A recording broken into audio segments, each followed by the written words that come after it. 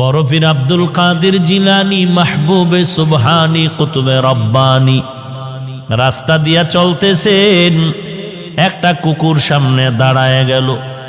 কুকুর ডাক দিয়ে কয়, বড় পীর আমার কথার জবাব দিয়া তারপরে যাও, বলো তুমি ভালো নাকি আমি কুকুর ভালো? বড় পীর চিন্তায় পড়ে গেলেন, যদি বলি কুকুর তুই ভালো আমি খারাপ, আল্লাহর কোরআনের আয়াতের উল্টা হবে, কারণ বনি আদম হলো শ্রেষ্ঠ। যদি বলি তুই খারাপ আমি ভালো, তো অহংকারী আসিয়া যাবে। আর যদি বলি আমি খারাপ তুই ভালো, তো কোরআনের আয়াতের উল্টা হয়ে যাবে। এখন আমি খারাপও বলতে পারি না, ভালো বলতে পারি না। ভালো বললে আমি নিজে ভালো বললে অহংকারী হবে, আমি নিজে খারাপ বললে তুই কুকুর, ভালো বললে কোরআনের আয়াতের উল্টা হবে। আল্লাহর ওলি বান্দা মোরাকাবায় ঢুকলেন, আল্লাহ জবাব দিয়া দিলেন। এই জবাব পাইয়া ডাক দিয়া কয়, কুকুর কবরে যাওয়ার আগে আমি তোকে বলতে পারবো না আমি ভালো নাকি আমি খারাপ, কারণ আমাকে সবাই বড় পীর বলে ডাক দেয়, কিন্তু মরণের পরে আমার সামনে কিছু যাবে না।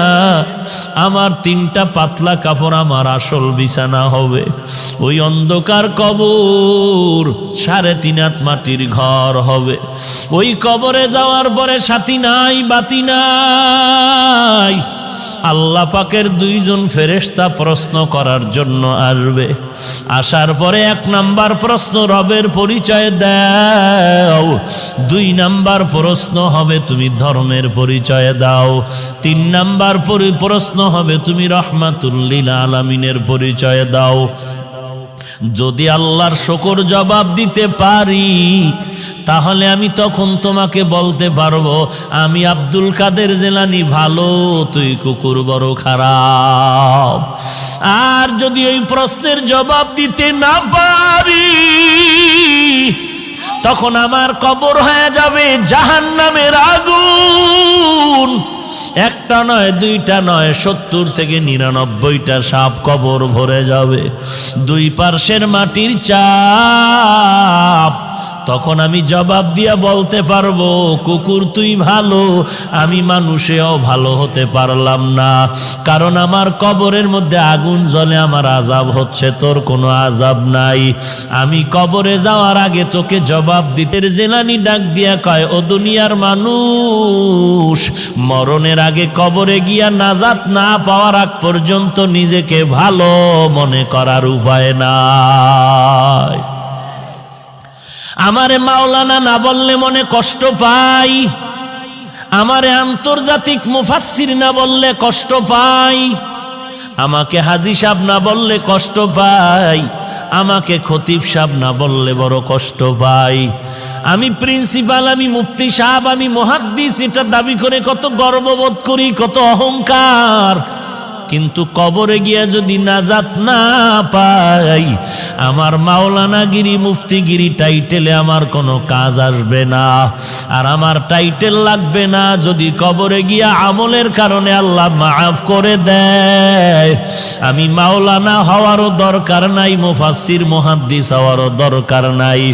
আমার মতো ভালো জমিনে দুনিয়ায় আর কেউ হতে পারবে না। এরে নবীর উম্মতের দল, দিল্লি শাহী জামে মসজিদের মধ্যে খতিব হলেন শাহ ওলিউল্লাহ মুহাদ্দিসে দেহলভী রহমাতুল্লাহ আলাই। জুমার নামাজের খুতবায় যখন দাঁড়ায়, রুমাল দিয়া চেহারাটা ঢাকিয়া দাঁড়ায়। একজন দাঁড়ায় বলে, হযরত আপনি চেহারা ঢাকিয়া খুতবা পড়েন, কারণটা কি? আল্লাহর ওলি বলে, বাবা আগামী জুমায় তুমি জবাব নিতে আসবা। আগামী জুমায় যখন আসলো, বলে আমার কাছে দাঁড়াও। আল্লাহর ওলি শাহ ওলিউল্লাহ মুহাদ্দিস তার রুমালটা ওই প্রশ্নকারীর মাথায় দিলেন। প্রশ্নকারী একটা চিৎকার দিয়া বেহুশ হয়ে জমিনে পড়ে গেল। হুশে আসার পরে বলে, বাবা রুমালটা মাথায় দেওয়ার কারণে তুমি চিৎকার দিলা কেন? ওই লোকটা বলে, আল্লাহর কসম, আপনার রুমাল আমার মাথায় দেওয়ার পর দিল্লির বিশাল শহরে তাকায়া দেখলাম লক্ষ লক্ষ মানুষের মধ্যে কোনো মানুষ নাই। মাঝে মাঝে 2-1টা মানুষ দেখা যায়, আর বেশিরভাগ দেখা যায় কুকুর আর বানরের সুরতে। गर्भ सूरत आदमी इंसाबुदे अहमदोबू जहलो हामिक साबुदे आदमीरा आदमीयत लाजिमस्त औदेरा गर्बूना बाशुद ही जमास्त। গোটা দুনিয়াটা শাসন করেছেন দুইজন, শোষণ করেছে দুইজন। একজন শাসনকর্তা সুলাইমান পয়গম্বর, আর একজন শাসন করেছিলেন বাদশাহ যুলকারনাইন।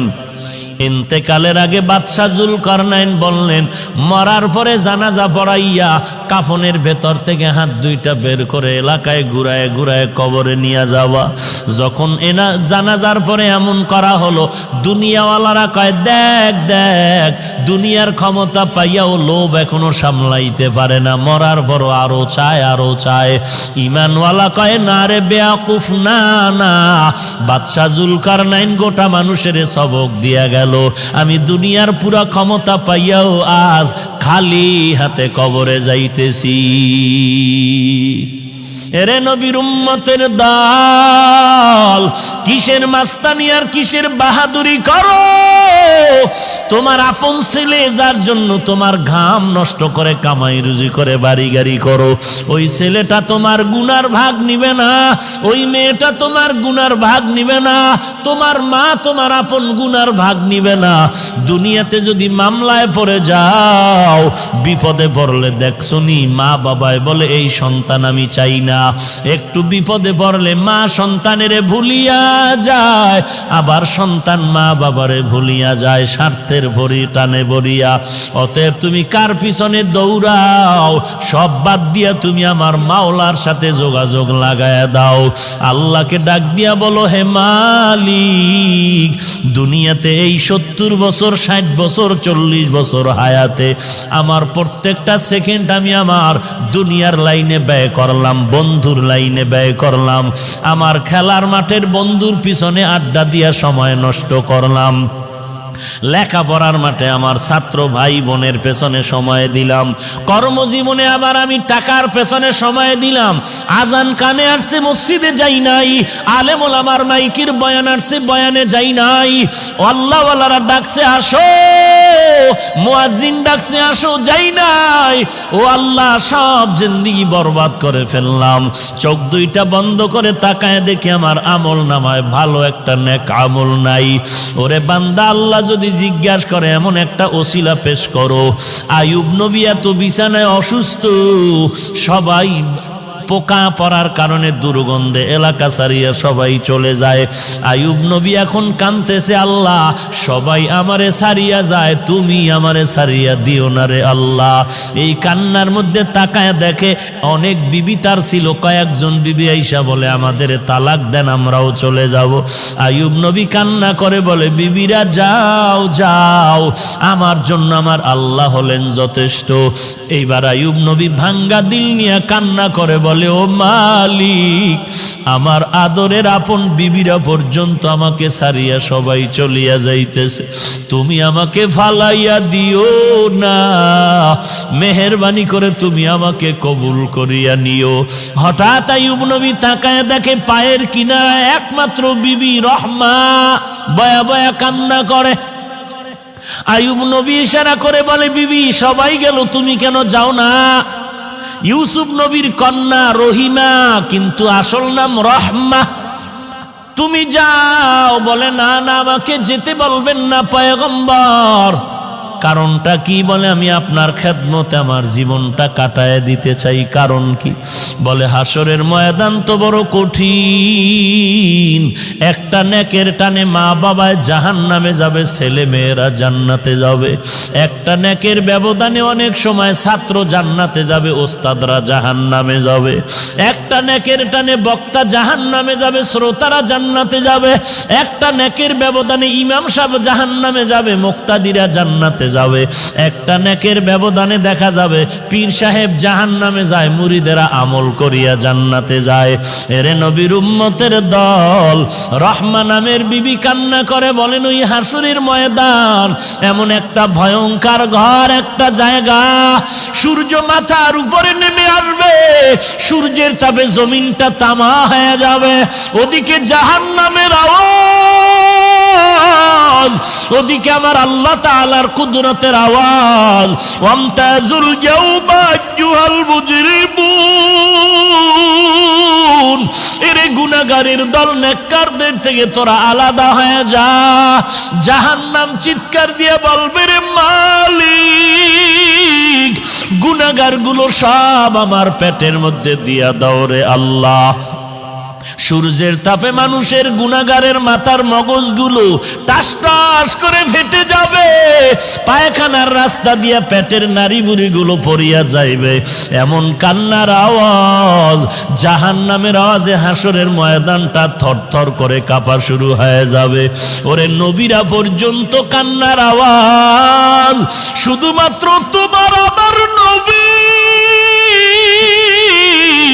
সিজদায় পড়ে কাঁদবেন, আল্লাহ জাহান্নামে রে ফিরাও, আমার একটা উম্মত যেন জাহান্নামে না যায়, আমার একটা উম্মত জাহান্নামে গেলে আমি নবী জান্নাতে যাব না।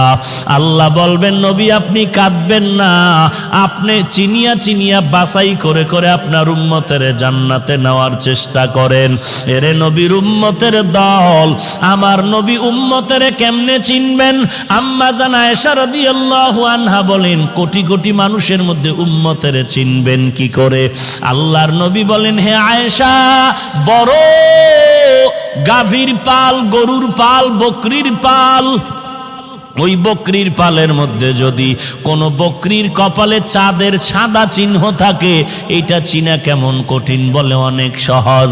বলে হাসরের কোটি কোটি মানুষের মধ্যে আমার যারা আসল উম্মত, ওযু বানাইয়া 5 বেলার নামাজ পড়বে, আমি নবী তাকায় দেখব ওযুর অঙ্গগুলো তাদের নূরের আলোতে ঝলমল ঝলমল করতে থাকবে।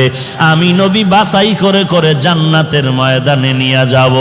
রহিমা কান্না করে বলে, পয়গম্বর, হাসরের দিন যদি আল্লাহ আমি রহিমাকে ডাকিয়া বলে, এমন কোন আমল নিয়ে আসছো নাকি যাতে করে তোমাকে মাফ করে দিব?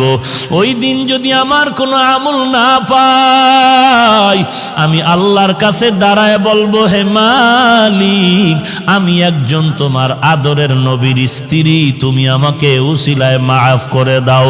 আমার আল্লাহ নবীর মোহাব্বতে আমি রহিমাকেও মাফ করে দিতে পারেন। এরে পর্দার আড়ালের মা, আমি হাফিজুর রহমানের মা, তুমিও মা। মনটা কি চায় না একজন আলেমের মা হয়ে কবরে যাও, একজন হাফেজে কোরআনের মা হয়ে কবরে যাও। তুমি মরার পরে তোমার সন্তান জানাজা পড়াবে, তুমি মরার পরে তোমার সন্তান কবরে গিয়া কোরআন পড়ে দোয়া করবে। যদি এমনটাই চাও, স্বামীর খেদমত করো, সন্তানের কোরআনওয়ালা বানাও, আল্লাহর মোহাব্বত নিয়ে পর্দা করে চলো, আর আল্লাহর কাছে চোখের পানি ছেড়ে কান্না করো, আল্লাহ এমন সন্তানের মা বাবা বানায় দাও যেই সন্তান আমি মরার পরে জানাজার ইমাম হতে পারে। এরে যুবক, আল্লাহর কাছে তওবা কর। যৌবনের 3 ভাগের 2 ভাগ গুনাহের কাজে ব্যয় করছো, আর কয়দিন বাহাদুরি করবি? এখান থেকে ঘর পর্যন্ত যাওয়ার গ্যারান্টি তোর হাতের মধ্যে নাই। এরে যুবক, আমিও তো তোর মতো একটা যুবক সন্তান। তোর ডানে বামে তাকায়া দেখ, তোর মতো যুবক স্কুল কলেজে পড়ে নামাজ বাদ দেয় না, তুই কেন পারো না? তোর মতো যুবক র্যাব আর্মি পুলিশ বিডিআর চাকরি করে নামাজ বাদ দেয় না, তুমি কেন পারো না? তোমার মতো যুবক তাকায় দেখো, কৃষি কাজ করে, নদীতে কাজ করে, শ্রমিকের কাজ করে, নামাজ বাদ দেয় না, তুমি কেন পারো না? কয়দিন আর গুনার কাজ করবি রে বাবা? জাহান্নামের আগুন কি সহ্য করতে পারবি? আল্লাহর কোরআনটাকে তুই কি মিথ্যা মনে করেছো? নবীর হাদিস কি মিথ্যা মনে করেছ? আল্লাহর কোরআনের আওয়াজ।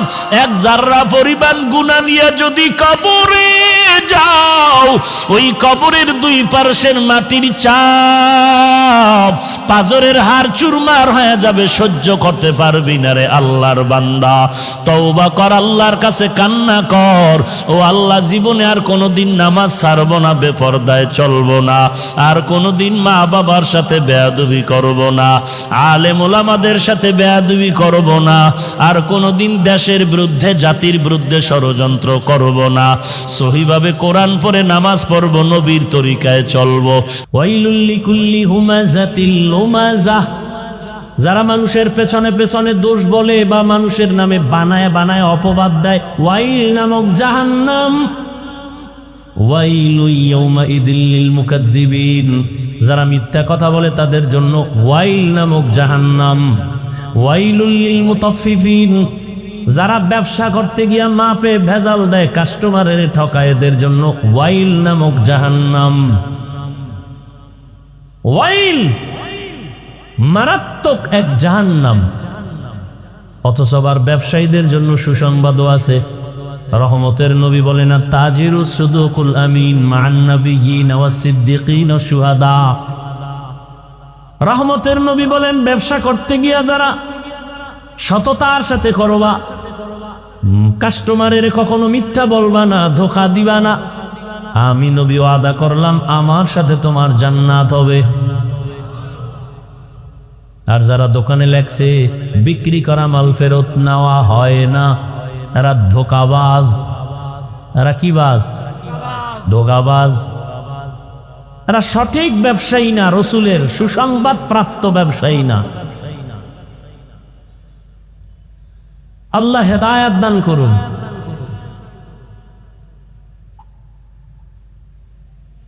তো তাফাক্কুহ ফিদ্দিন, মিথ্যা কথা বলা হারাম, এটা সবাই জানি না, এরপরও বলি কেন? আমি হুজুরেও বলি, আপনিও বলেন। টাকা পাইবে একজনে আমার কাছে, আমি ঘরের মধ্যে মোবাইল কানের মধ্যে লাগায় হঠাৎ করে ধরি না পাওনাদারের যে টাকা পাবে ওর ফোন ধরি না, ফট করে একটা অচেনা নাম্বার দিয়ে দিছে, রিসিভ করে ফেলছে। আরে কই আপনি? ঘরে বই এখানে আমি জমিনেই নেই। একদিন পেশায় ধইরা ফেললাম, কিরে তুই ঘরের মধ্যে ছিলি, মিথ্যা কথা বললি কেন? জমি নেই নাই। আসলে মিথ্যা বলি নাই, আমি খানের উপরে বওয়া আছিলাম।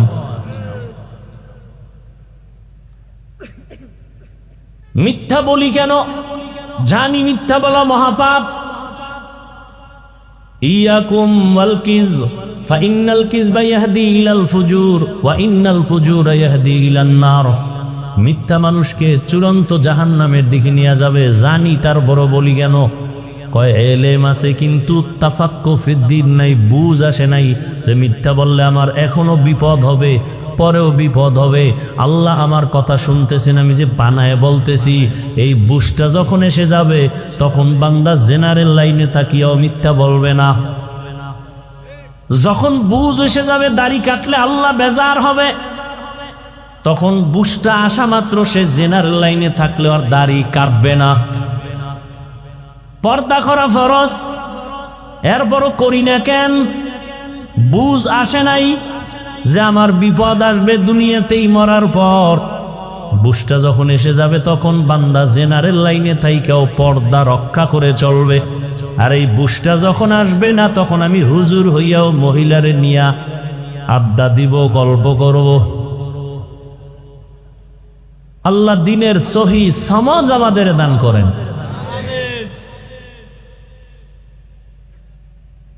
এবার আসেন, আর রহমান আল্লামাল কুরআন খালাকাল ইনসান আল্লামাহুল বায়ান। রহমান হলেন তিনি, কোরআন শিক্ষা দিলেন যিনি।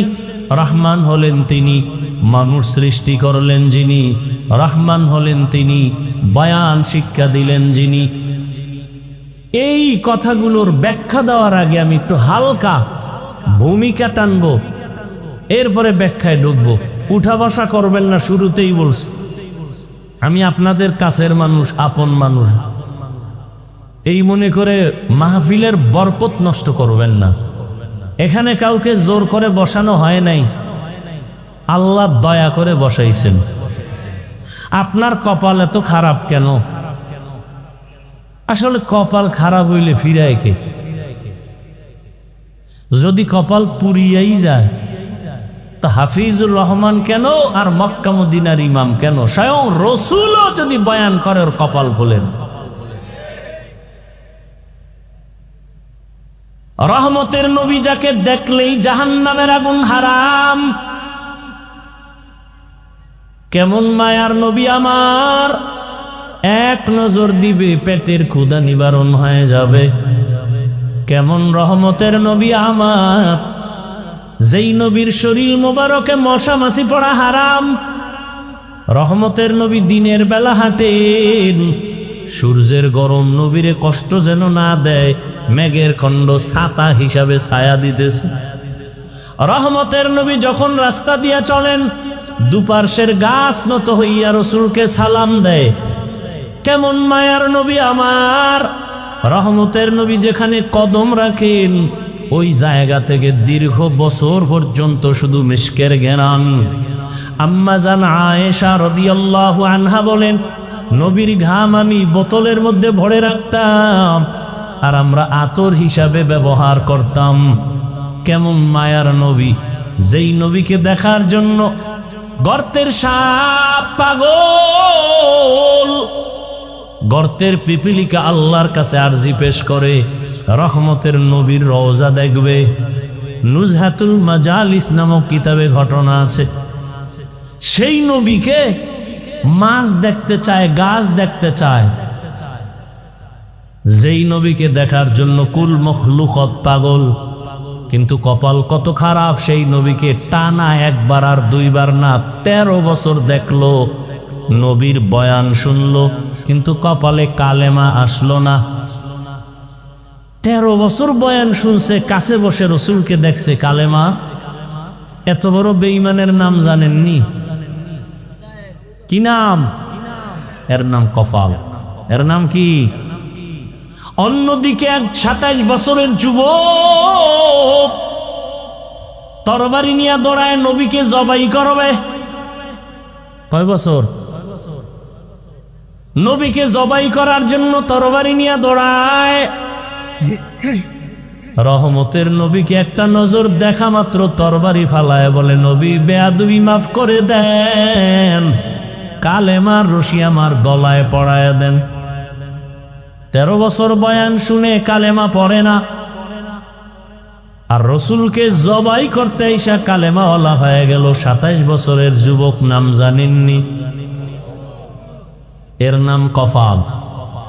বহুদিন ধরে প্রোগ্রামের প্রচারণা চলতেছিল, ঈদগায় বয়ান হবে, অনেকে আসার নিয়ত করেও আসতে পারে না, কপাল।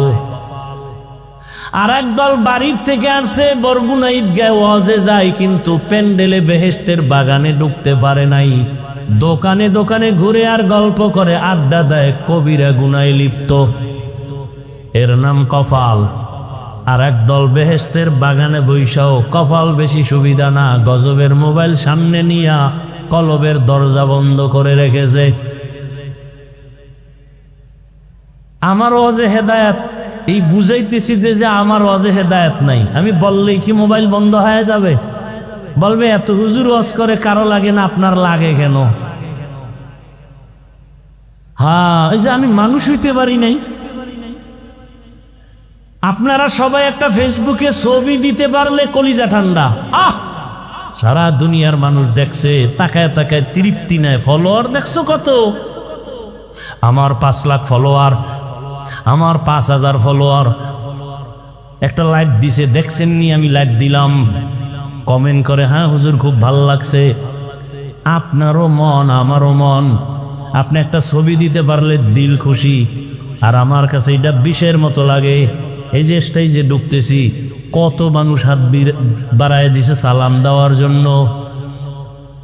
এক ঝামেলা যে সবার সাথে দিলে ঝামেলা, তারপরও দিতে পারি 2-4 জন। দেই না কেন? দেখি তো মোবাইল ওপেন করা, ওরা সালাম দেয় না, ছবি তুলতে চায়। তাহলে এই সালামে কোনো সওয়াব নেই। এই জন্য আমি নিচে তাকাইয়া ডাইরেক্ট উঠা যাই কারো সালামের, হ্যাঁ দূরের থেকে আমি মুখ লড়ায় জবাব দিই ওয়ালাইকুম আসসালাম, ওয়ালাইকুম আসসালাম। তো বাইরে যাই কইব ওরে অহংকারী, হ্যাঁ আব্বার আইলাম এত বড় হয়ে গেছে, হে দিন গো হে। কিন্তু তুমি কি জন্য সালাম দিছো আমি তো টের পাইছি। তুমি একটা ছবি তোলার জন্য সালাম দিছো, এটা ফ্যাশন হবে, বরকত হবে না।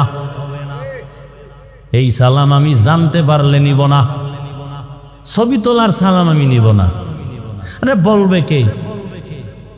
দেখ সবাই এদের পাগল, আমগো জাতি বাইরেও পাগল। একজনে ছবি তুলতে একা, হুজুর ডোন্ট মাইন্ড, একটা ছবি যদি আল্লাহ উসিলে কিয়ামতে মাফ করে।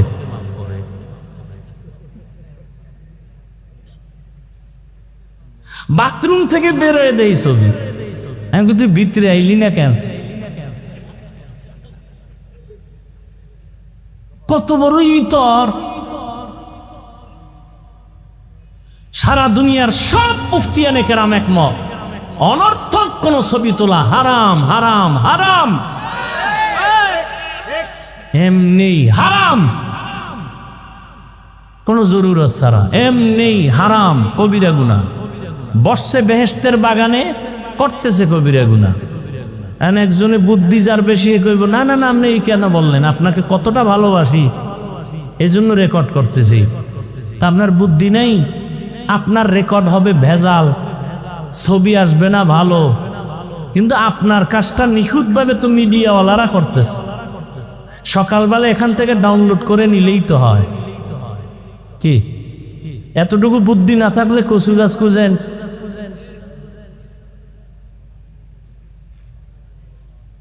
কেন মোবাইলটা দেখান লাগবে? আল্লাহ না করুন এই মোবাইল ধরে রয়েছেন, তো যারা নেওয়ার এরা টার্গেট করতেছে, কার্ডটা নিলে আমার 2 দিনের বাজার হইব। মোনাজাতের পরে তো মোবাইল নিয়ে দৌড়, আপনি এনে খুঁজবেন মোবাইল কই? তো পাখা মাঠ, আপনার কি ভিতরে গেছে নাকি? যে নিচে তো লয়ে দৌড়। আপনার কপাল ভালো যে আপনারটা পছন্দ করছে, সবার মোবাইল তো পছন্দ হয় না, আপনারটা পছন্দ হয়ে গেছে, নিয়ে গেছে।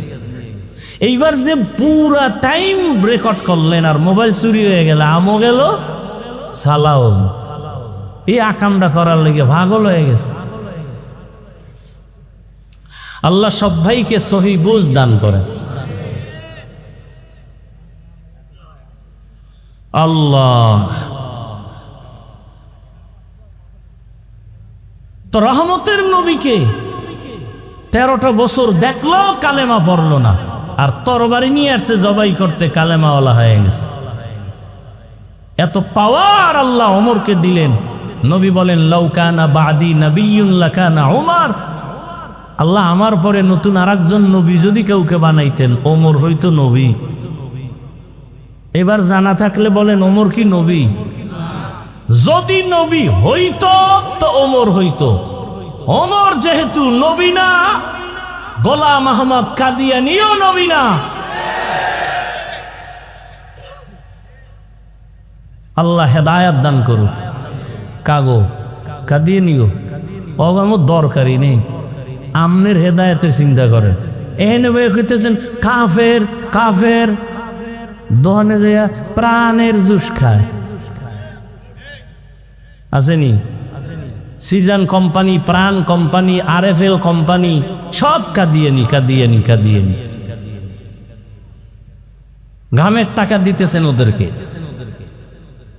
আল্লাহ হেদায়াত দান করুন। দুনিয়াতে আল্লাহ মানুষ পাঠাবার আগেই মানুষকে সৃষ্টির শ্রেষ্ঠ মর্যাদা দিবেন আল্লাহ সিদ্ধান্ত নিয়ে নিলেন। পাঠাবার পরে না আগে আল্লাহ সিদ্ধান্ত নিলেন, স্থায়ী না অস্থায়ী। স্থায়ী সিদ্ধান্ত নিলেন মানুষ হবে সৃষ্টির শ্রেষ্ঠ। নূরের সৃষ্টি শ্রেষ্ঠ না, আগুনের সৃষ্টি শ্রেষ্ঠ না, মাটির সৃষ্টি মানুষ। কথা বলেন না কেন? সিদ্ধান্ত কার? মানুষ পাঠাবার পরে না আগে? অস্থায়ী না স্থায়ী? জানা থাকলে বলেন আল্লাহর এই স্থায়ী সিদ্ধান্ত মানে নাই কে? ওয়ালাকাদ কাররামনা বানি আদম ওয়া হামালনাহুম ফিল বাররি ওয়াল বাহরি ওয়া রাযাকনাহুম মিনাত তাইয়্যিবাত ওয়া ফাদ্দালনাহুম আলা কাসীরিম মিম্মান খালাকনা তাফদীলা। বনি আদম বড় দামি এক প্রাণী আল্লাহ বানাইলেন। আল্লাহ বলেন এদের এত দাম, জমিনে চলার জন্য পথ দিলাম, পানির মধ্যে চলার মতো ব্যবস্থা আমি করলাম। পানির মধ্যে চলে মানুষ। দুনিয়ার প্রাণী যেটা পানির মধ্যে চলতে পারে এটা উপরে চলতে পারে না, মরে যায়। কিছু প্রাণী আছে স্থলে চলে, মাটির উপরে চলে, পানির মধ্যে পড়ে গেলে মরে যায়।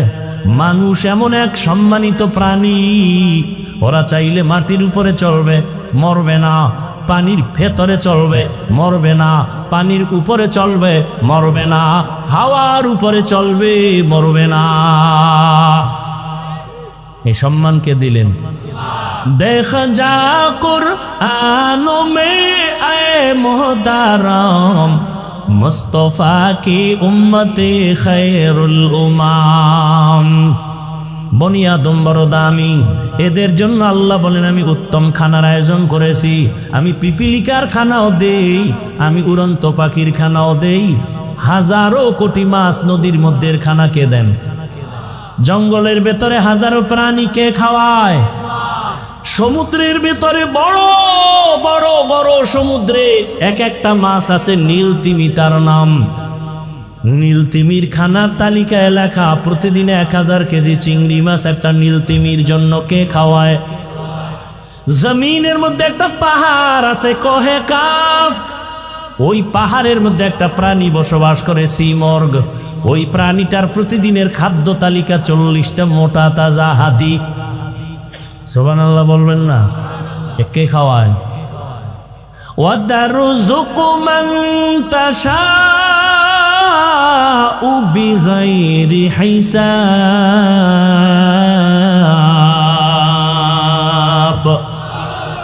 गर तवक्कुल मी कुनी हर सुबह शाम मेरा सालत रिश्ते तू अज़ला मकाम जुज़बा हक़ची ज़े मखा अज़ इंसो जा फज़ले मस्ते दर जुमला जहा। पिपीलिकार खाना के देन? कोनो पिपीलिका ना खाए मरसे?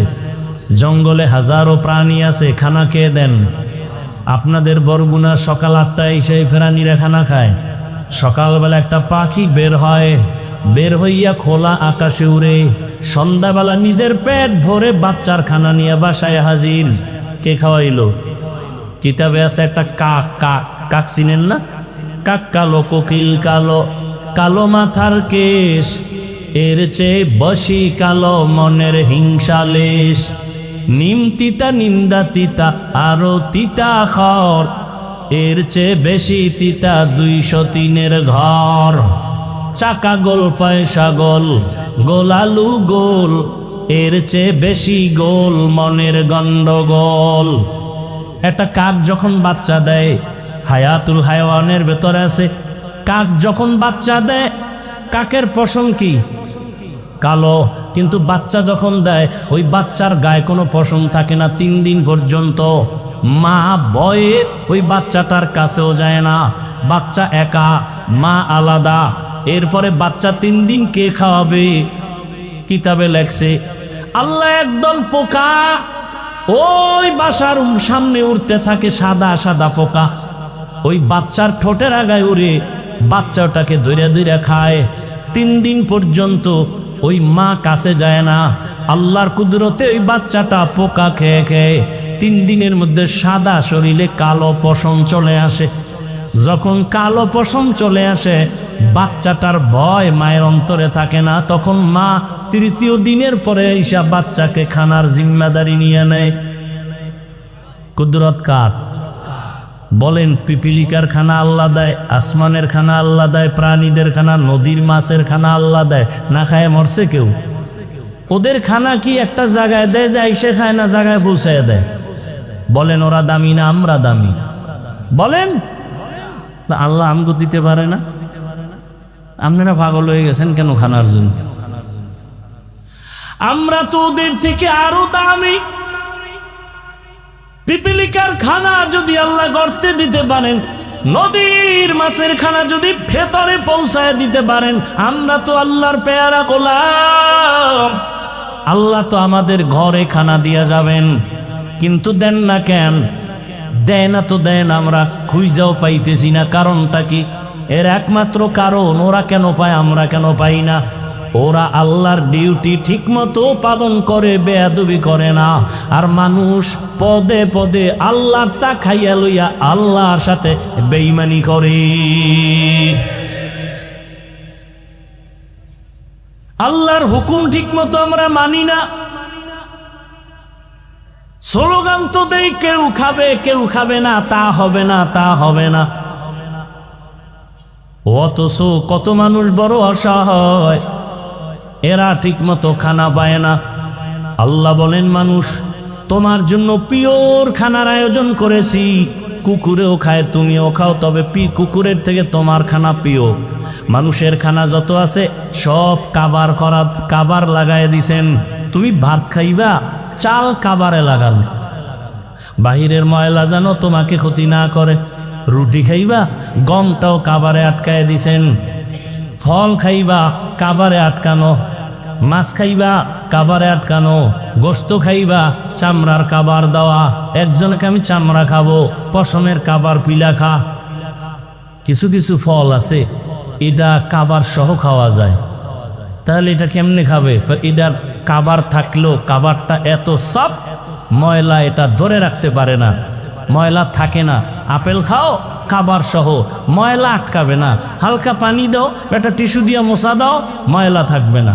আর যেটি আটকাবে, এই কাবারগুলো ফেলে ভেতরের পিওরটা খাও। কি সুন্দর কাঁঠাল, কি সুন্দর আম, কি সুন্দর লিচু, 12 মাস কে খাওয়ায়? কিন্তু নিমক হারাম মানুষ বাম হাত দিয়ে খায়, বিসমিল্লাহও কয় না। আছে না নাই?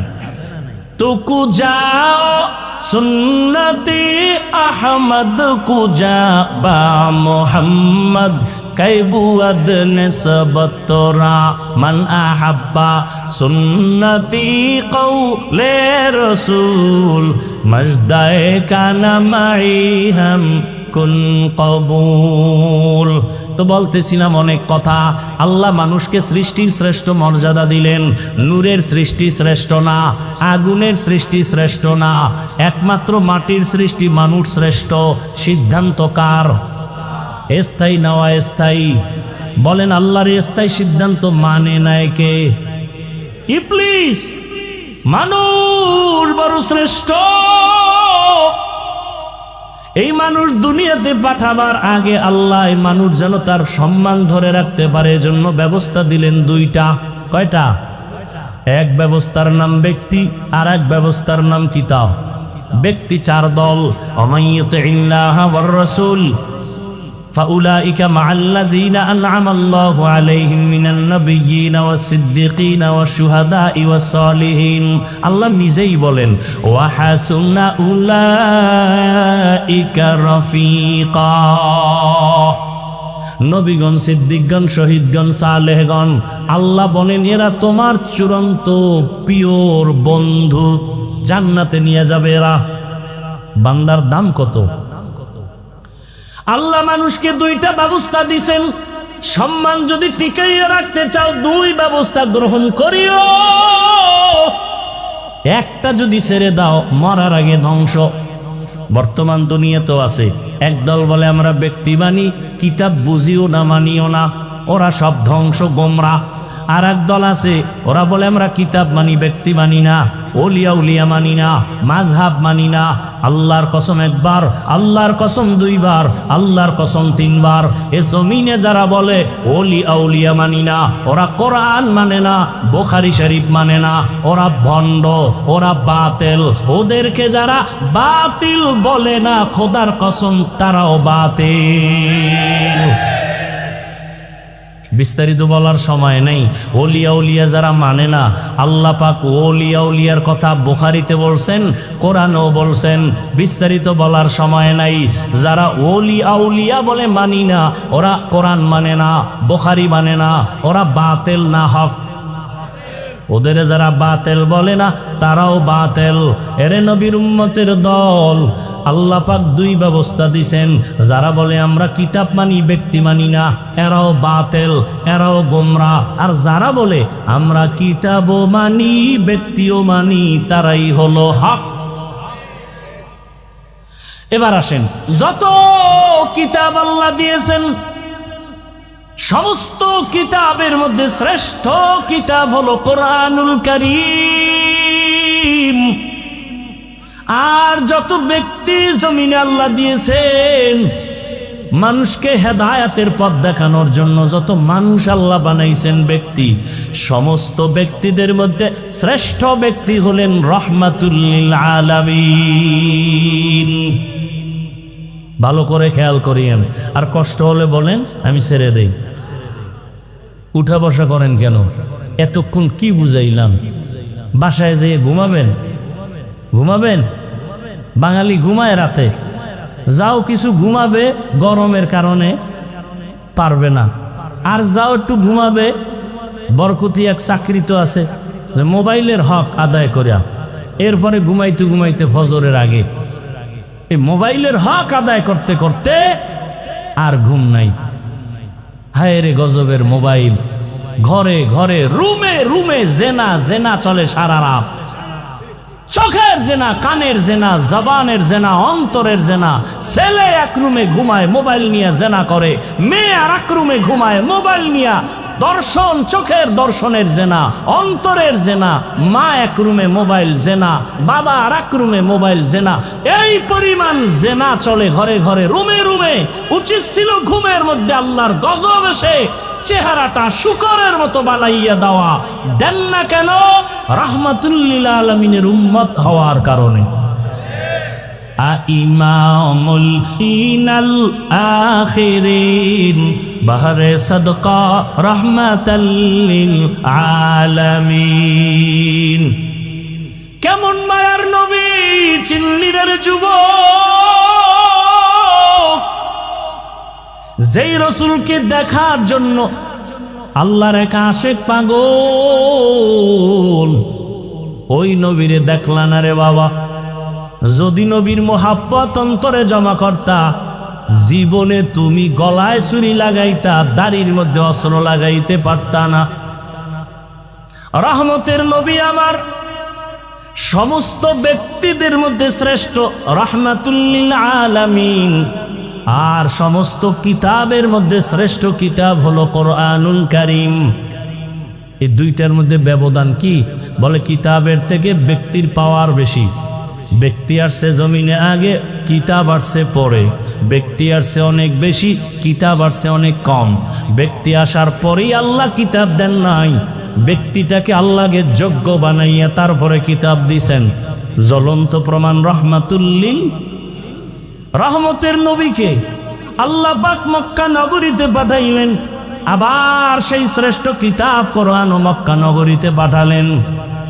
কিন্তু রহমতের নবীর কাছে আল্লাহ পাক সাথে সাথে কোরআন পাঠান নাই। রহমতের নবীর দীর্ঘ 40 বছর পার হয়ে যাওয়ার পরে আল্লাহ নবীর কাছে কোরআন অবতীর্ণ সূচনা করলেন। কয় বছর পর? 40 বছরের রসুল। রসুল তো রসুলই, অতুলনীয় এক ব্যক্তি। কেমন অতুলনীয়? কোনো উদাহরণ নাই। রসুল কেমন? তুমি যেদিকে ইশারা দিবা রসুল সেই ক্ষেত্রে অনেক বড়। রসুল বড়। কয় কেমন? সমস্ত দার্শনিকরা বলে পৃথিবীর শ্রেষ্ঠ দার্শনিক মুহাম্মদ। সমস্ত বৈজ্ঞানিকরা বলে পৃথিবীর শ্রেষ্ঠ বিজ্ঞানী মুহাম্মদ। পৃথিবীর সব ইতিহাসবিদরা বলতে বাধ্য হয়েছে পৃথিবীর শ্রেষ্ঠ ইতিহাসবিদ মুহাম্মদ সাল্লাল্লাহু আলাইহি ওয়াসাল্লাম, নবীর দেহ গঠনটা কেমন? পৃথিবীর সৃষ্টির সব মানুষের থেকে নবীর দেহ গঠন আলাদা। নবীর চেহারাটা কেমন? পৃথিবীর সবার থেকে নবীরটা আলাদা। নবীর শারীরিক শক্তি কেমন? সব দুনিয়ার মানুষ একদিক, রহমতের নবী ভিন্ন দিক। নবীজির যৌবনের শক্তি কেমন? সারা দুনিয়ার মানুষ একদিকে, রহমতের নবীর শক্তি ভিন্ন দিক। এরে আমার আল্লাহ তাকে এত সুন্দর করে বাছাই করে বানাইছেন। এক বাছাইয়ের নাম মুস্তাফা, আর এক বাছাইয়ের নাম হলো মুজতবা। আমার নবী মুস্তাফাও মুজতবাও। রহমতের নবীকে কেমন বাছাই করছেন? সব নবী রাসূল আমার আল্লাহ পাকের বন্ধু। মুসা নবী আল্লাহর বন্ধু, ঈসা নবী আল্লাহর বন্ধু, ইব্রাহিম আল্লাহর বন্ধু, ইউসুফ নবী আল্লাহর বন্ধু, মুহাম্মদও। ব্যবধান কি? সব নবী রাসূল আমার আল্লাহ তাআলার আশিক, আর আমার আল্লাহ নিজে হলেন মুহাম্মদের আশিক।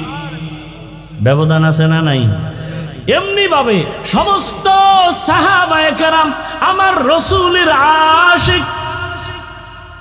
আবু বকর রাসূলের আশিক, ওসমান রাসূলের আশিক, আলী রাসূলের আশিক, আবু হুরায়রা রাসূলের আশিক।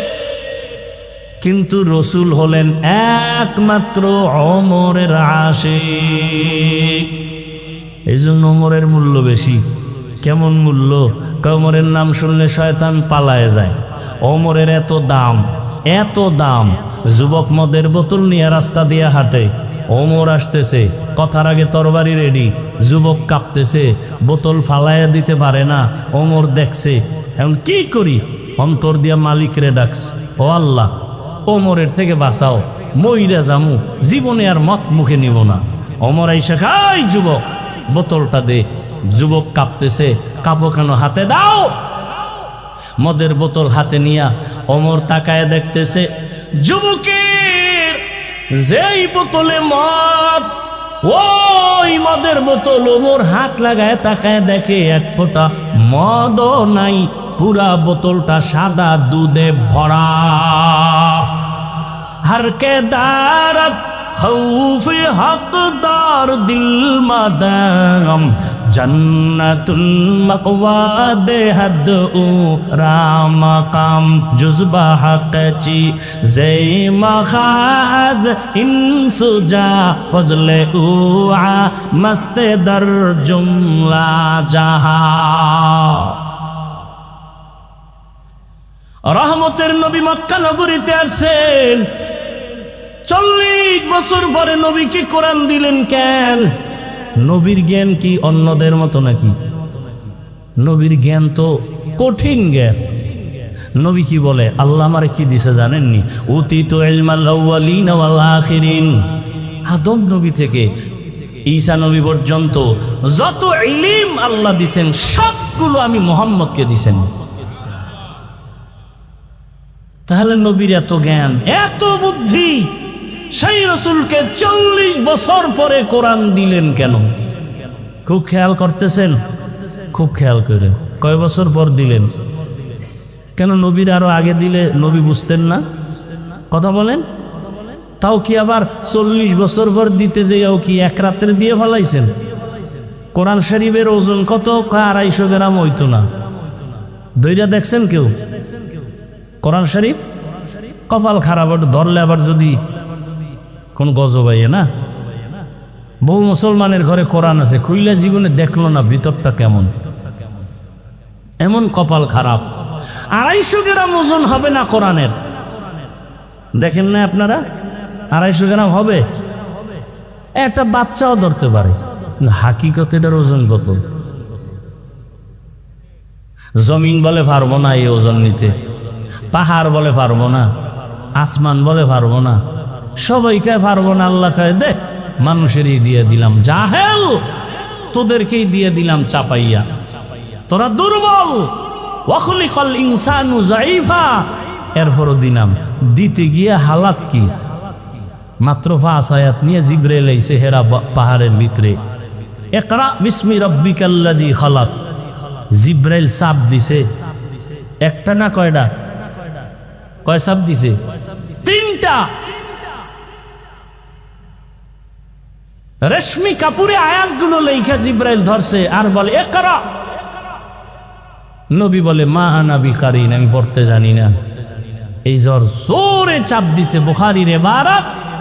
নবী বলেন জিব্রাইলের চাপে এই পরিমাণ আমার অসুস্থতা, জ্বর, আমি ভাবতেছি আমার মরণের কষ্ট শুরু হয়ে গেছে।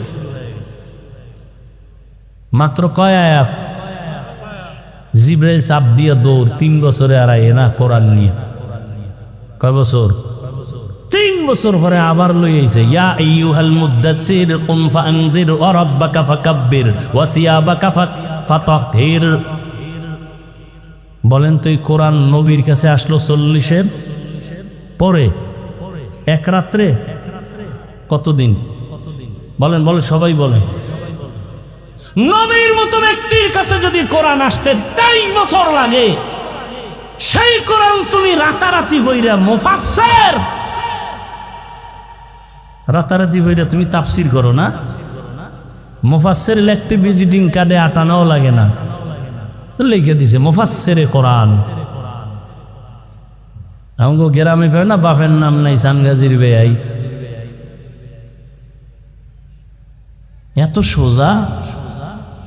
তুমি চিনো কোরআন এটা কেমন কিতাব? 250 গ্রাম কোরআন, 23 বছর লাগছে রসুলের কাছে আসতে। আর তুমি এটা বাংলা হইরে বুঝা যাবা না। 20 বছর পর্যন্ত মাদ্রাসায় ডাউলের পানি, কেরমিনের খাও, হায় হায় ডাউলের পানি, মিথ্যা কথা বলছি না। কত কষ্ট, লাকড়ির চুলা লাকড়ি টানতে টানতে আইনা দিতাম। আলু ভর্তা মাঝে মাঝে পাইলো, পাইতাম না পাইলে নাই। সাদা উপরে পানি দিয়া কোন রকম চলতো, তাও আবার বাড়ি মাপা ভাত। এই যুগে যদি কেউ মাপ দিয়া ভাত দেয়, ও মাদ্রাসা শেষ। আর এখন মাইপে দেবে কেন? এখন তো 5 বেলা খাও, কি খালি খাওন, ঘুমেতে ওঠার পরে খাওন, ঘুমের আগে খাওন, টোস্ট বিস্কিট ডিম দুধ খাইতে খাইতে ফার্ম বানায় লাইছে। সিফা সাফা সব ছিদ্র মিদ্র খাওনের ঠেলায় বন্ধ। এলেম ডুববে কোন ছিদ্র দিয়া? হ্যাঁ, এলমেরা এজাজ কর দান বেহিসাব খলকের আদা দান জবাবে বা সওয়াব হক না দারদ দোস্তে খালকা জারেরা নিস্তে খাসলাত থেকে দিনদারেরা। আমরা বিরোধিতা করি না কেন? কিছু বড় লোকের ফলাফল কিছু তো দিনের লাইনে আসতেছে। বরকতপূর্ণ এলেমের জন্য আমাকে বলেন, এখানে বহু শিক্ষিত মানুষ, ওলামায়ে কেরাম, আমার ওস্তাদ এখানে আছেন, বলুন একজন। আল্লাহ নিজে বলতেছেন, লা তুহাররিক বিহি লিসানাকা লিতাজালা বিহি ইন্না আলাইনা জামআহু ওয়া কুরআনা। হে রাসূল, আপনি কষ্ট করবেন না, আমি কোরআন আপনাকে কুদরতিভাবে সিনার মধ্যে জমা করে দিব। তা রসুলকে, সেই রসুলকে আল্লাহ পাক জিব্রাইল পাঠায়া 3 বার জোরে চাপ দিলেন কেন? রসুলের জ্বর উঠে গেল কেন? কি দরকার ছিল রসুলের সিনার সাথে জোরে চাপ দেওয়া? গোটা দুনিয়ার মানুষকে শিক্ষা দিয়ে গেলেন, যেহেতু রসুল আদর্শের মডেল। ও দুনিয়াবাসী, কোরআনের এলেম যদি চাও, কষ্ট ছাড়া অর্জন হবে না। বলে কি পরিমাণ? কয় তুমি যেই পরিমাণ কষ্ট করবা, এলেমের উপকার সে বরকত সেই পরিমাণ পাবা। কষ্ট কমতেছে, বরকত কমতেছে, কষ্ট কমতেছে, বরকত কমতেছে, কষ্ট কমতেছে, বরকত কমতেছে। এটা বুঝবো কেমনে বরকত যে? এটাও তো বুঝার মানুষ না।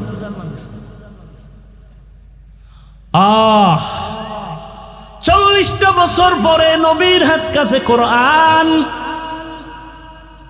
রহমতের নবী দীর্ঘ 40 বছর কারো কাছে কোনো দাওয়াত দেন না। নামাজের কথা নাই, রোজার কথা নাই, কোরআন আসছে, দাওয়াত শুরু। এই কিন্তু এসে গেছি মুখে, আগাবো তো নাকি শেষ করব? আসল আলোচনা কিন্তু কই মনে আছে তো?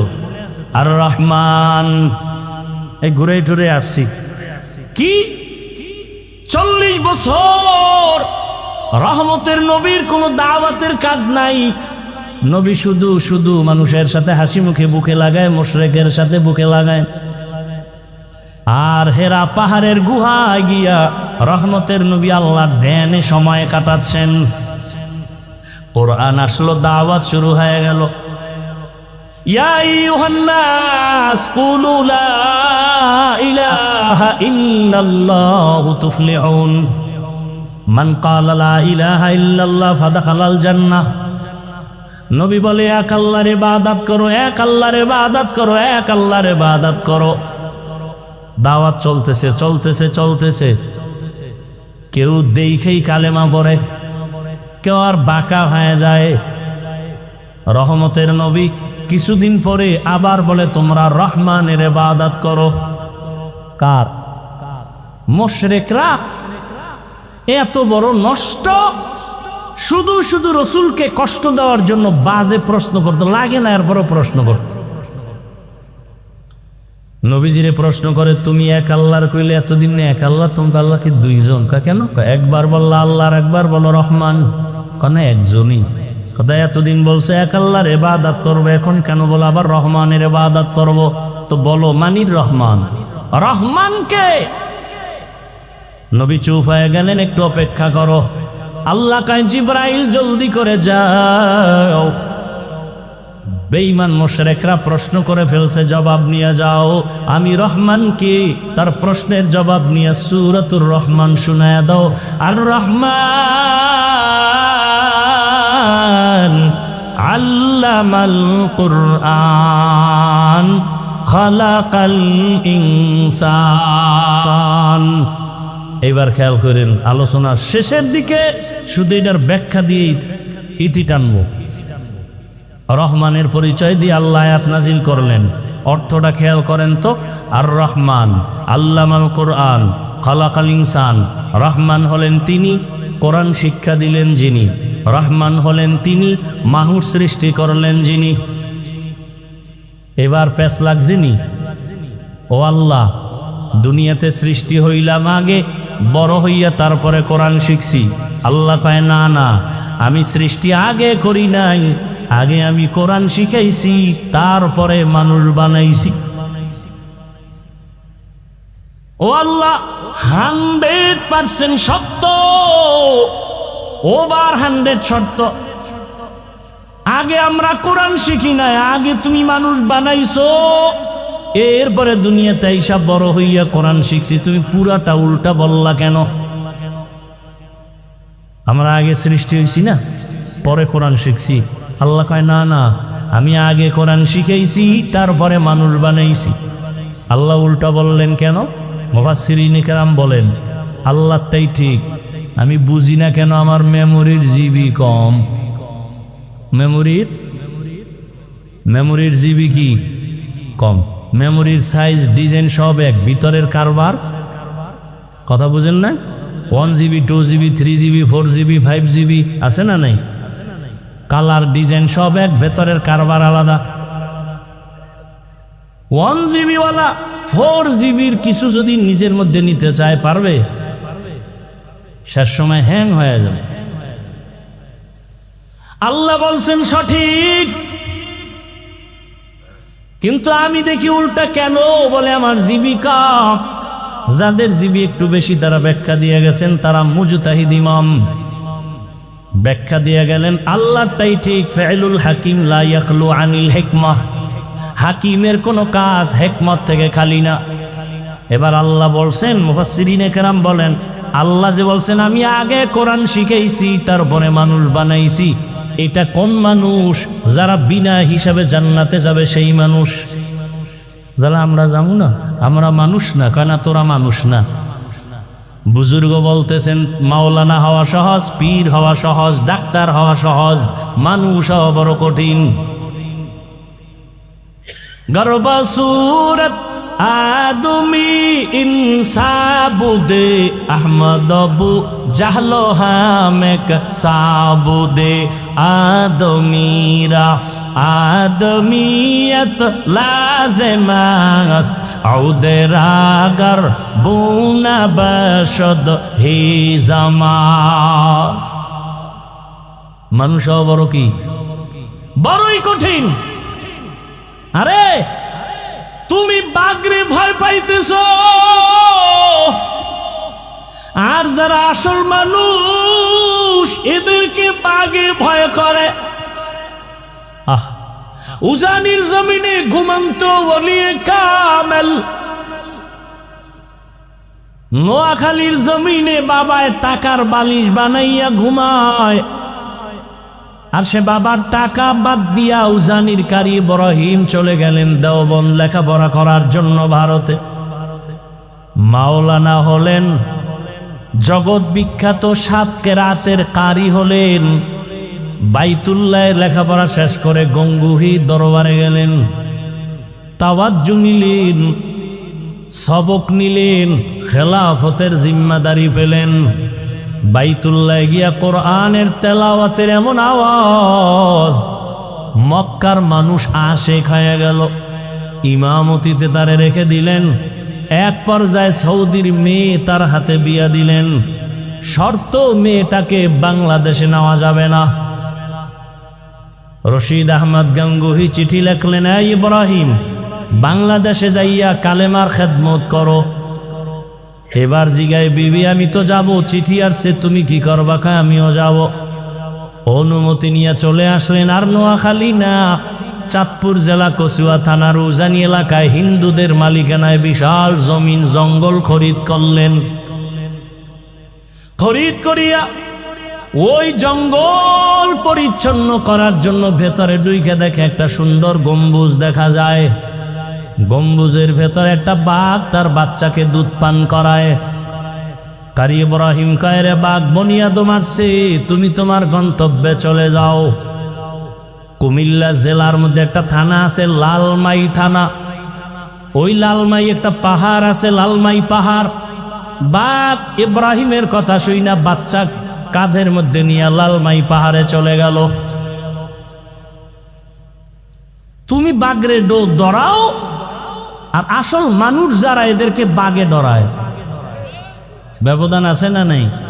তুমি সাপকে ভয় করো, আর যারা মানুষ এদেরকে সাপ ভয় করে। তুমি টাকাওয়ালা অস্ত্রধারীকে ভয় করো, আর যারা খাঁটি মানুষ এদেরকে সব সন্ত্রাসীরা ভয় করে। তুমি বলবে, প্রশ্ন করো, বাঘ বাচ্চা কাঁদে নিয়ে গেল, ইব্রাহিমের কথা হইল? কাছে থাকলে কানে ধরে জিগিতাম, হইল কিনে দিগা। তবে পারলাম না, তবে বুঝায় গেলাম। শুনো, গ্রাম এলাকায় গরু দিয়া হাল চাষ করেনি? করে। কারা? সব মেট্রিক পাস। বলেন, সমাজের একেবারে দুর্বল মানুষ, অশিক্ষিত মানুষ, মূর্খ মানুষ, চাষি, তাই তো? সত্য কথা স্বীকার করেন। এই যে একজন দুর্বল মূর্খ চাষি গরু নিয়ে হাল চাষ করে, যখন গরুরে বলে গরু দাঁড়া, দাঁড়ায়নি। বলেন বলেন, গরুরে যদি বলে ডাইনে যা, যায়নি, বামে যা, যায়নি। ওই যে শুরুতে বলছিলাম দেখতে নারী। একটা মূর্খ ব্যক্তি নামাজ নাই, বিড়ি টানে, রোজা নাই, এর কথা যদি গরু শুনে, তো আল্লাহর প্রিয় বান্দা ইব্রাহিমের কথা বাঘ শুনবে না কেন?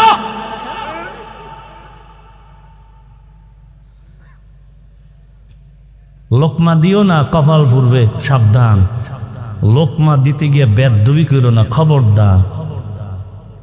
একটু আগে না বলছি, অলিয়া উলিয়া যারা মানে না, আল্লাহ 2 দলের সাথে যুদ্ধের ঘোষণা দিয়েছেন। 2 দল, আল্লাহ নিজে যুদ্ধ করবেন। কতটা ভয়ঙ্কর কথা! 2 দলের সাথে। এক দল কোরআনে আছে, আর এক দলের কথা বুখারীতে আছে।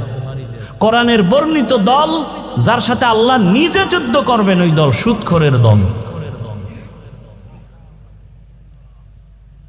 আর বুখারী শরীফে আছে, আল্লাহ নিজে যুদ্ধ করবেন ওই দলের সাথে যারা ওলিয়া উলিয়ার সাথে দুশ্মনী করে। বুখারী হাদিসে কুদসি। আল্লাহ হেদায়াত দান করো। ভাইরা আমার, তাহলে আমরা মানুষ, আসল মানুষ এখনো হতে পারি নাই। আদম নবীর বংশে, এই জন্য জমিনে যত মানুষ, মুফাসসিরিনে কেরাম বলেন মানুষ আছে কয়েক লাইনের। একদল মানুষ আছে বংশগত মানুষ, আর একদল মানুষ গুণগত মানুষ, আর একদল মানুষ জন্মগত মানুষ। আদম নবীর বংশে জন্ম নিলাম, বংশগত মানুষ, এই পরিচয়ে নাজাত পাওয়া যাবে না, জান্নাত পাওয়া যাবে না। বাবার ঔরসে জন্ম নিলাম, আমি জন্মগত মানুষ, এই পরিচয়ে জান্নাত পাওয়া যাবে না। একমাত্র জান্নাত পাবে ওই মানুষ যারা গুণের মানুষ। কিসের মানুষ?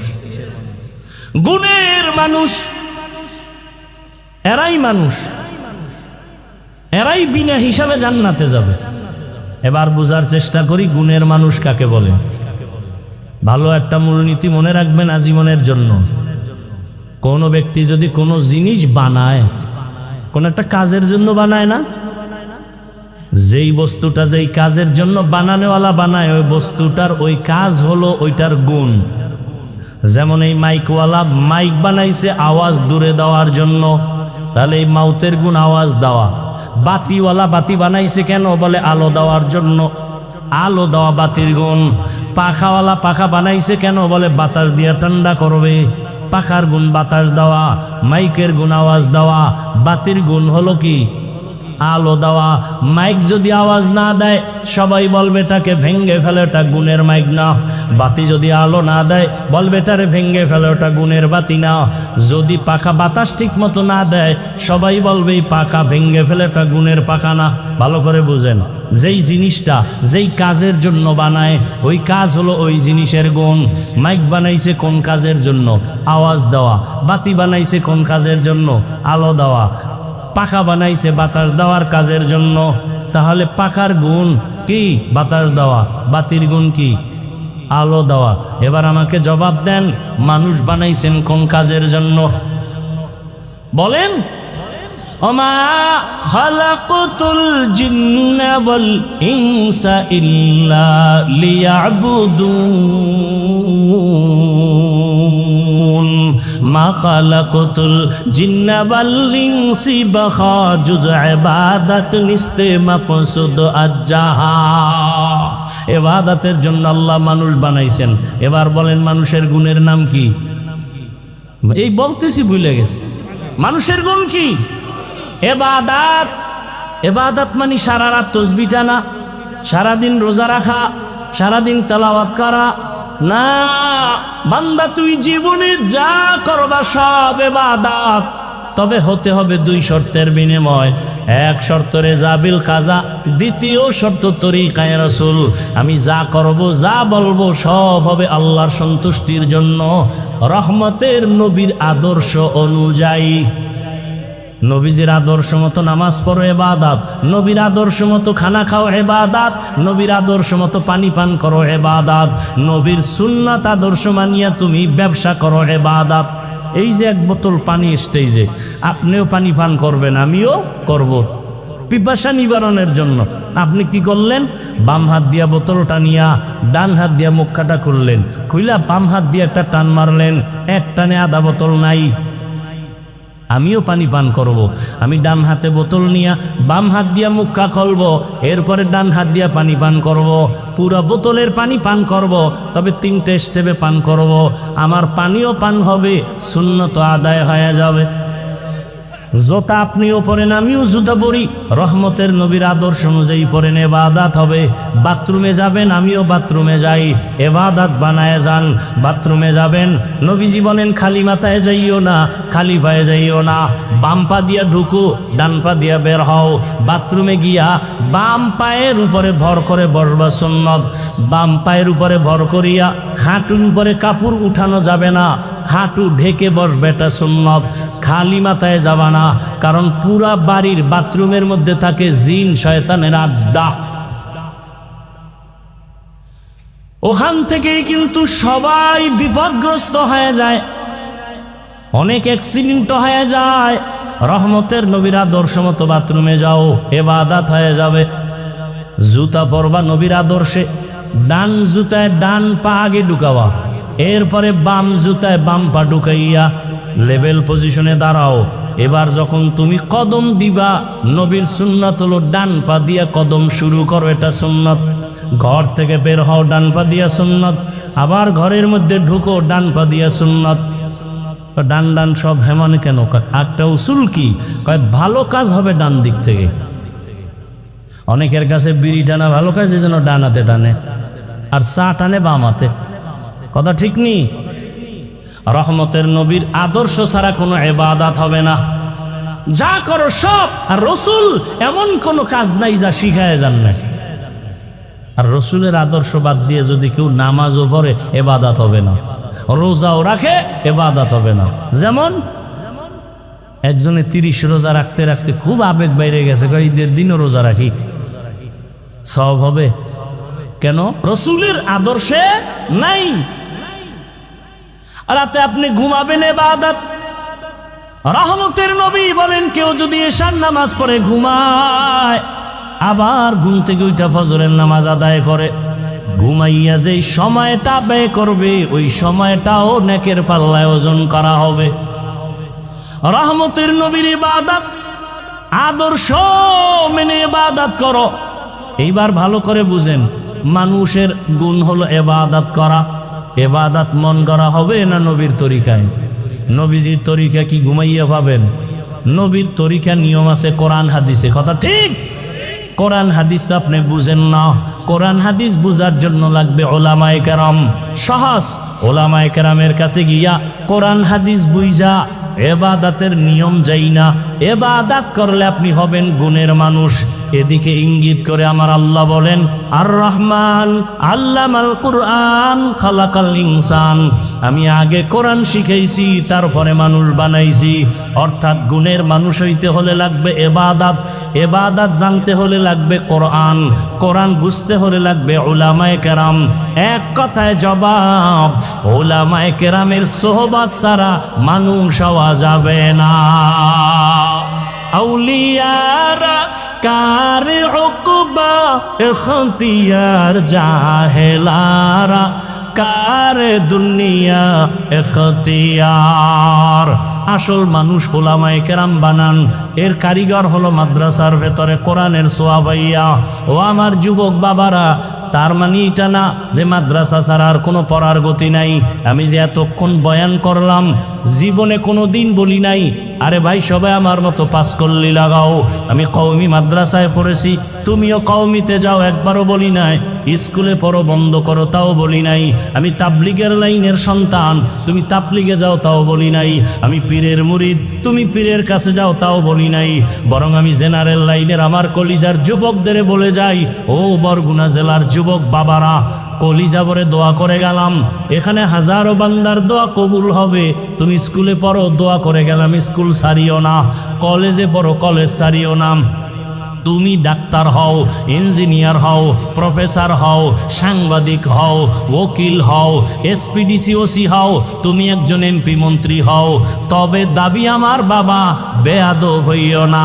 বলবা হাফিজ ভাই এতক্ষণ বয়ান করলেন, ডাক্তার হব ধন্যবাদ, ইঞ্জিনিয়ার হব ধন্যবাদ, বেয়াদব হব না, তার মানেটা কি? তার মানে হলো তিনটা জায়গায় বেয়াদবি করবা না।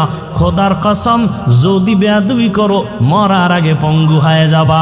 এক নম্বরে মা বাবার সাথে বেয়াদবি করবা না, জীবন ধ্বংস হয়ে যাবে। দুই, শিক্ষকের সাথে বেয়াদবি করবা না, জীবন ধ্বংস হয়ে যাবে।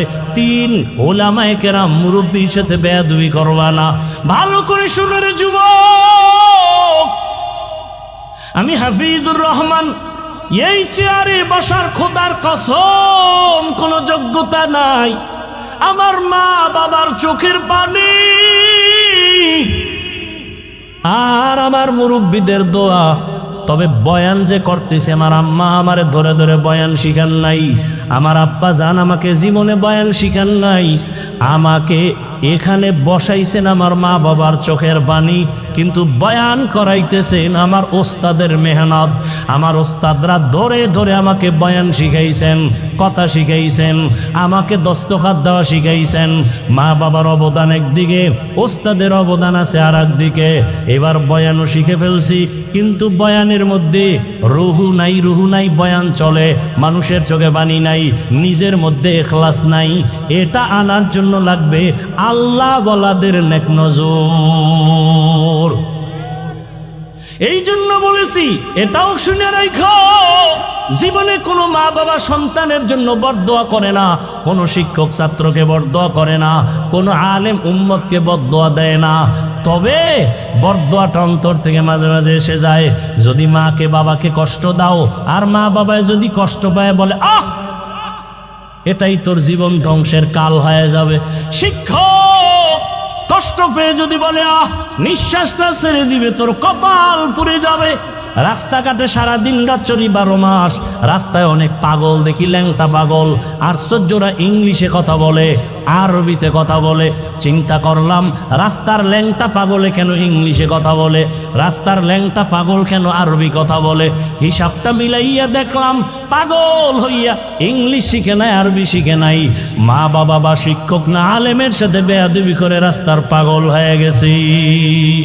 লিকুল্লি শাইইন জিনাতুন ফিল ওয়ারা ওয়া জিনাতুল মারই তামামুল আদাবি আজ খোদা খা হি মে তৌফিক আদব বে আদব মাহরুম গাশত আজ ফজলে রা। ও আমার কলিজার যুবক বাবারা, মা বাবার দোয়া ছাড়া জীবনে সফলতা আসবে না, খোদার কসম। বেয়াদবি কইরা যদি ডাক্তার হও, তাসলিমার মতো জুতা খায়া দেশ থেকে পালাতে হবে। আর যদি আদোবালা ডাক্তার হও, শুধু বরগুনা না, গোটা বাংলাদেশের মানুষ মাথায় নিয়ে সম্মান করবে। এটা দোয়া ছাড়া হয় না। জীবনে তোমার 3টা জায়গার দোয়া জীবনের খুব পুঁজি সফলতার: মা বাবার দোয়া, শিক্ষকের দোয়া, উলামায়ে কেরামের দোয়া। এজন্য অনুরোধ করে বলি রে বাবা, স্কুলে পড়ো, কলেজে পড়ো, চাকরি করো, ব্যবসা করো, ডাক্তার হও, ইঞ্জিনিয়ার হও, বেয়াদব হইও না। ও যুবক বাবা, এবার বাস্তবে একটু উদাহরণটা দেই। আপনার মতো যুবক স্কুল কলেজে পড়ে, জেনারেল লাইনে আছে, জীবনে মাদ্রাসায় পড়ে নাই, এমন বান্দা স্কুলে পড়িয়া 5 বেলার নামাজ পড়ে, সত্য বলেন আছে না নাই? আপনার কপালে কার অভিশাপ লাগছে, আপনি কেন পারেন না? আপনার মতো যুবক র্যাব, আর্মি, পুলিশ, বিডিআরের চাকরি করে, দাড়িওয়ালা নামাজি অভাব নাই, বলেন আপনি কেন পারেন না? আপনার মতো যুবক রাস্তায় গাড়ি চালায়, ড্রাইভারি করে, নামাজ পড়ে, আপনি কেন পারেন না? আপনার মতো যুবক নদীর মধ্যে মাছ ধরে, নামাজ ছাড়ে না, বলেন আপনারা কেন পারেন না? আপনার মতো যুবক জমিনে কৃষিকাজ করে, নামাজ ছাড়ে না, বলেন আপনি কেন পারেন না? কত ডাক্তার, ইঞ্জিনিয়ার, কত প্রফেসর, কত এমপি, মন্ত্রী, ওসি, ডিসি, এসপি 5 বেলার নামাজ পড়ে, বলেন আপনারা কেন পারবেন না? কপাল বুঝি খারাপ? মনে আসেনি শুরুর কথা? কপাল বড় খারাপ। আবু জাহিল্লা 13 বছর বয়ান শুনছে, কালেমা কপালে আসে নাই। আর ওমরের মতো বান্দা নবীকে জবাই করতে গিয়া 27 বছরের সময় কালেমাওয়ালা মুসলমান হয়ে গেল। এত দাম আল্লাহ ওমরের বাড়ায় দিলেন। আল্লাহ তাআলা ওমরের কথার সাথে একমত হইয়া কোরআনের ভেতরে আল্লাহ আলাদা আয়াত পর্যন্ত নাজিল করেছেন। ওমরের দাম কত যে আল্লাহ ওমরের কথায় খুশি হইয়া আলাদা কোরআনে আয়াত নাজিল করছেন। কিন্তু আশ্চর্য কথা হলো, সেই ওমরকে সোনার বাংলায় দাঁড়াইয়া ভণ্ড বেদাতি বলার মতো বেয়াদব আছে। বাংলাদেশের জমিনে দাঁড়াইয়া কে বলতেছে হযরত ওমর বেদাতি, ভণ্ড? আমি সেদিন ঢাকায় বলেছি, ওমরের যারা বেদাতি বলবে, আমি বলবো 14 গোষ্ঠী সব ভণ্ড। কে সেই ওমর? আল্লাহ খুশি হইয়া আয়াত নাজিল করেছেন। রহমতের নবী বলেন, আকাশের দিকে তাকাইয়া যেমনি ভাবে অগণিত তারকা দেখতেছো, আমার ওমরের আমলটাও কিন্তু এরকম অগণিত তারকার মতো। এত পরিমাণ ওমরের আল্লাহর নবী ভালোবাসছেন। এর নবীর উম্মতের দল। ওমর যখন 27 বছরে তরবারি নিয়ে আসছে নবীর কাছে, তখন নবী বাইরে যায় না, গোপনে কালেমার কথা, গোপনে নামাজ আদায় করেন।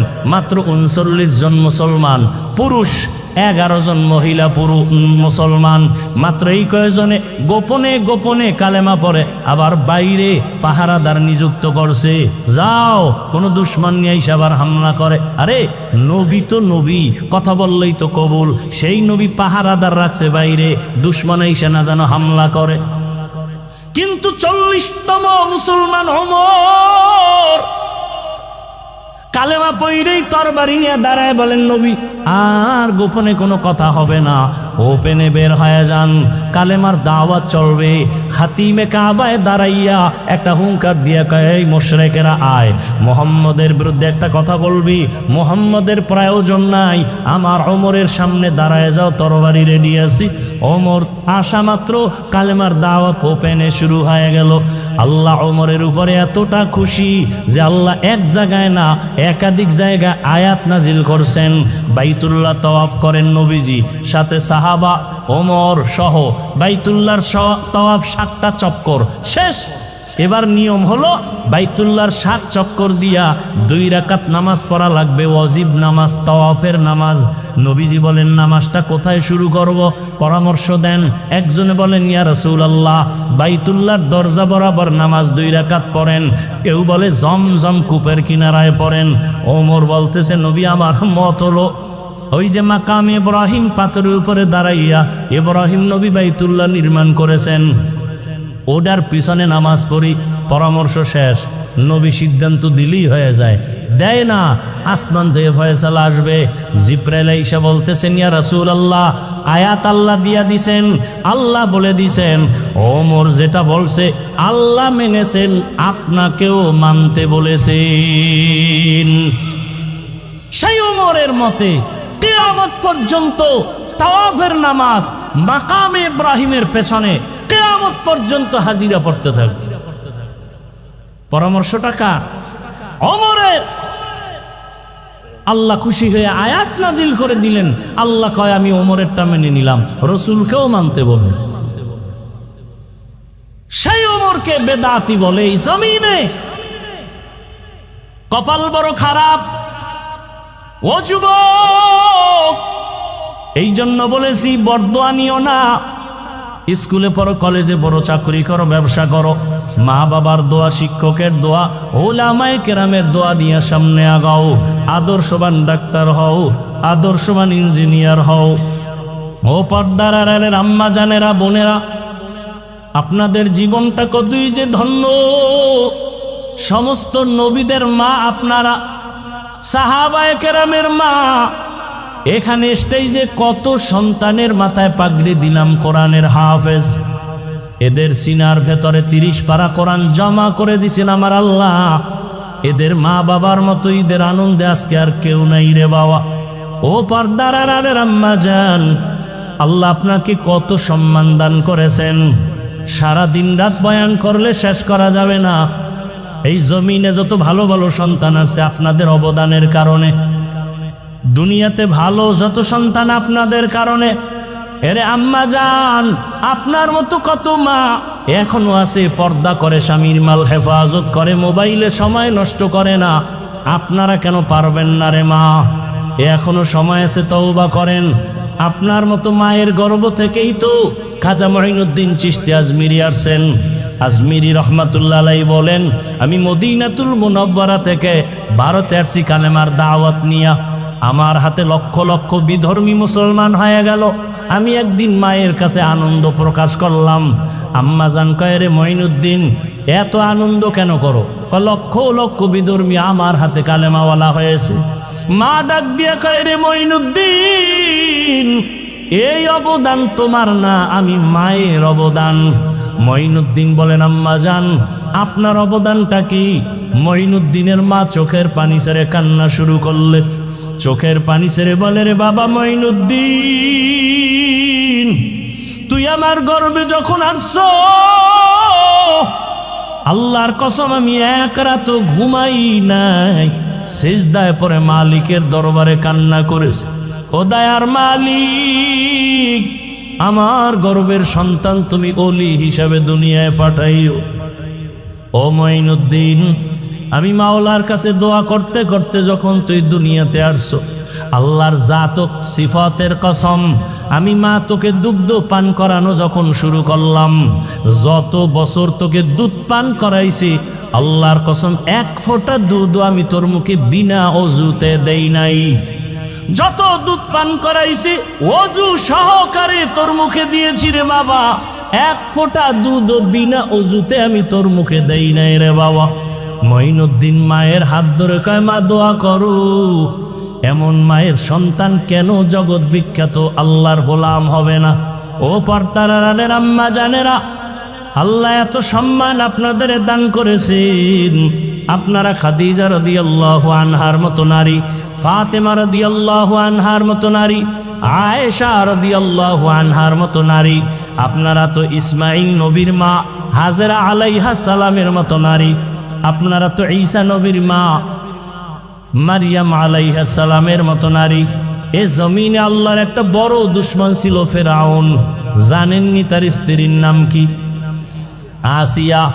কত বড় বেঈমানের ঘরে থাকিয়া আসিয়ার ঘটনা জানেন? এত বড় আল্লাহর পেয়ারা হয়ে গেছেন। আসিয়াকে আল্লাহ এতটা কবুল করেছেন, রহমতের নবী বলেন কিয়ামতের ময়দানে আমি মুহাম্মদের সাথে আসিয়ার সাথে জান্নাতে বিবাহের ব্যবস্থা হয়ে যাবে। এরে আম্মা জানেরা, আপনার স্বামী তো ফেরাউনের মতো খারাপ না। আপনি কি পারতেন না স্বামীকে যদি বুঝাইতেন, ও স্বামী, আমি বাবা মায়ের মায়া সারিয়া তোমার সংসারে আসছি রে স্বামী, খাইয়াছি না খাইয়াছি কোনো দুঃখ নাই, জীবনে তো বিবাহের সিঁড়িতে পা রাখলাম, কোন দিন মরণ হবে জানা নাই। ও স্বামী, তোমার ঘরে এসে একটা দাবি আমার অন্তরে, তুমি আমারে খাওয়াইয়া রাখলো আলহামদুলিল্লাহ, তুমি আমারে না খাওয়াইয়াও যদি হাসি দাও তাতেও আলহামদুলিল্লাহ, তবে আমার দাবি হারাম টাকা কামাই করবা না, হারাম মাল ঘরের মধ্যে আনবা না, হারাম টাকার মাল খাইয়া সন্তানটার রক্ত নাপাক করব না, আমাদের রক্ত নাপাক করব না। আম্মা জান, আপনি যদি স্বামীটাকে একবার বলতেন, কোন স্বামী জীবন গেল হারাম মাল ঘরে নিতে সাহস পাইত না।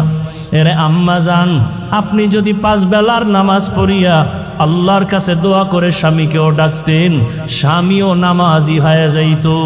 এরে আম্মা জানেরা, একটু যদি চেষ্টা করতেন, সন্তানটাকে আদো বলা বানাইবার চেষ্টা করতেন, আপনার সন্তান আদো বলা হয়ে যাইত। আসিয়ার মতো বান্দি এই বেঈমানের ঘরে থাকিয়া এত ক্ষমতা, এত টাকা সব লাথি মেরে ফালাইয়া আসিয়া আমার মালিকের এমন পেয়ারা হয়ে গেলেন। একদিন ফেরাউন গোপনে দাঁড়ানো, আসিয়ার হাতের থেকে কি পড়ে গেল, ফেরাউন দেখতেছে, আসিয়া বিসমিল্লাহ বইলে ওইটা হাতের মধ্যে নিল। ফেরাউন বলে, তুমি কার নাম নিলা? আসিয়া টের পেয়ে গেল, এতদিন তো জানতো না ফেরাউন, এখন যেহেতু জেনেই ফেলল, এখন আর গোপন রেখে লাভ নাই। আসিয়া ডাক দিয়ে কয়, আমার মালিক, আমার রবের নাম আমার জবানে নিয়েছি। ফেরাউন ডাক দিয়ে কয়, মিশরের তো রব আমি, তুমি আবার কোন রবের নাম নিয়েছ? আসিয়া কয়, জানো না রে ফেরাউন, তোমারে যিনি বানাইছেন তিনি আমার রব। ফেরাউন বলে, সর্বনাশ করলা, তুমি আমার স্ত্রী হইয়া যদি আমারে রব না বলো, খোদা না বলো, আমার খোদাগিরির মূল্য থাকে না। মিশরের মানুষ জানতে পারলে সি সি করবে। আসিয়া, তুমি আমার একবার হলেও খোদা মানো। আসিয়া বলে, কল্লা দিব, আমি ঈমান দিতে পারবো না। এবার ফেরাউন বলে, তাহলে তুমি যদি জোরে না বলো, আস্তে আস্তে আমার কানে কানে একবার স্বীকার করো। আসিয়া চোখের পানি ছেড়ে বলে, ও ফেরাউন, দুনিয়ার এই মিশরের মানুষ তোমাকে ফাঁকি দিতে পারে, কিন্তু আমি এমন রবের গোলাম, পানির ভেতরে ডুব দিয়ে কি করি কেউ জানে না, আমার মালিক।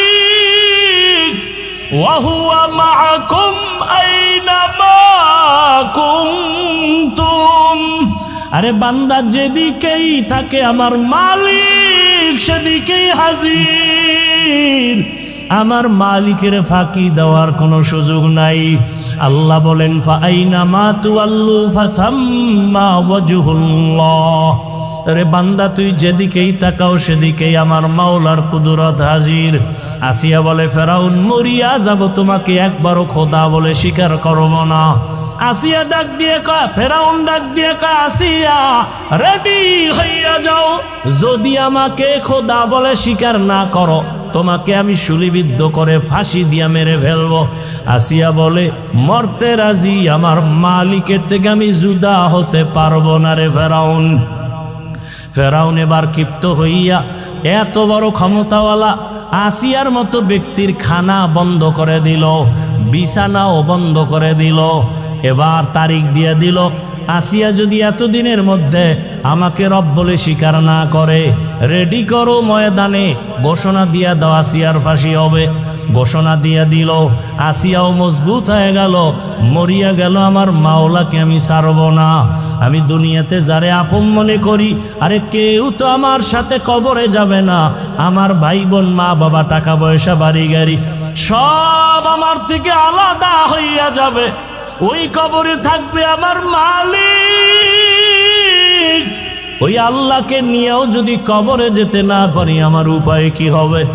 আসিয়া চোখের পানি ছেড়ে আল্লাহর কাছে কান্না করে, আজকে তারিখ হয়ে গেল আসিয়ার শুলিবিদ্ধ ফাঁসি হবে। আসিয়াকে যখন হাতে পায়ে রশি লাগাইয়া ফাঁসির মঞ্চে নিবে যাচ্ছে, আসিয়া চোখের পানি ছেড়ে কাঁদতেছে। হঠাৎ করে দেখে জমানার নবী মূসা ওই পথ দিয়া হাইটা যায়। আসিয়া ডাক দিয়ে কয়, রে নবী মূসা, আপনি জানেন নি আমি আসিয়ার খবর কি?